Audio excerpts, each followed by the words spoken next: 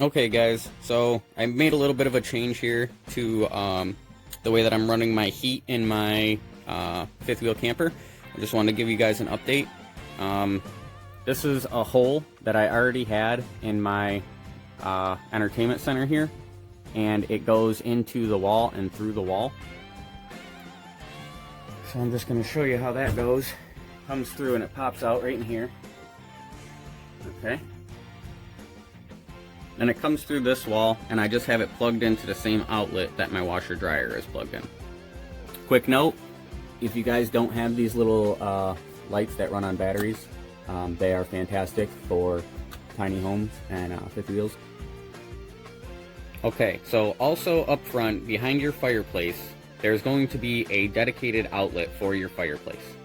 Now, what I did was I removed my fireplace and I plugged in a power strip right there, which is accessing that single outlet inside behind the fireplace.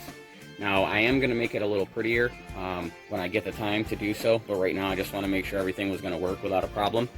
Now, the reason I did this is because that fireplace is on its own circuit. So the best place to plug in a heater is on its own circuit, so it's not overloading the rest of the camper. Now, what I can do is I can give my fireplace a rest, and I can just use this radiant heater in here until we feel we need some ambiance or something like that. Because this radiator heater was only 40 bucks, and that fireplace was $300.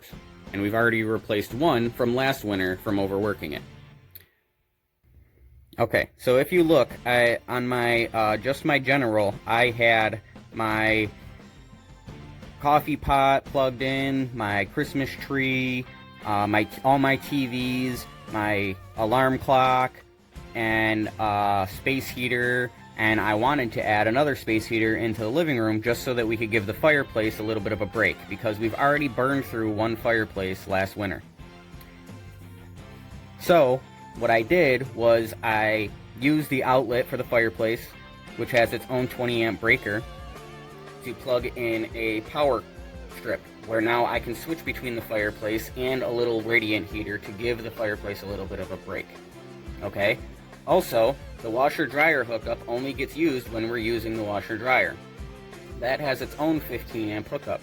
So I plugged in my space heater into that outlet, so that now all I need to do is turn off the space heater when I want to run some laundry, and it's not a big deal. But this way, we're not overloading the general circuit, which is right here, which only has a 15 amp breaker dedicated to the entire circuit for the entire camper. Okay, so that's why I changed all of this stuff, was to not overload certain circuits in my camper. So just to wrap up there, what I did was I made sure that all my heaters are now hooked to their own dedicated breaker in my breaker box in my camper. So now each heater is hooked to either a 20 amp or a 15 amp circuit. So this way I'm not overloading any circuits in my camper. Now, this isn't to say that if you put on the heaters all on full blast that you're not going to overload your 30 amp circuit outside, or the house that you're plugged in if you're only plugged into a 110, or also if you're not hooked up to a 50 amp service. Now, this isn't covering any of that. This is just telling you that you're going to be safe in your own systems in your own camper doing it this way. This way you're not overloading any of the circuits in your camper. Any electrical problems you're going to have will come outside the camper, hooked into the pedestal, or any connections you have between your camper and the pedestal. I hope that this helped you guys. Just showing you guys things that I do to get through my winter, to keep me and my family safe in our fifth wheel camper. Hope to see you guys in the next video. Thank you guys for taking the time to watch and joining us as we start our new journey. We're not exactly sure where it's going to take us or how it's going to go, but we're excited to start it and we're ready to get it going.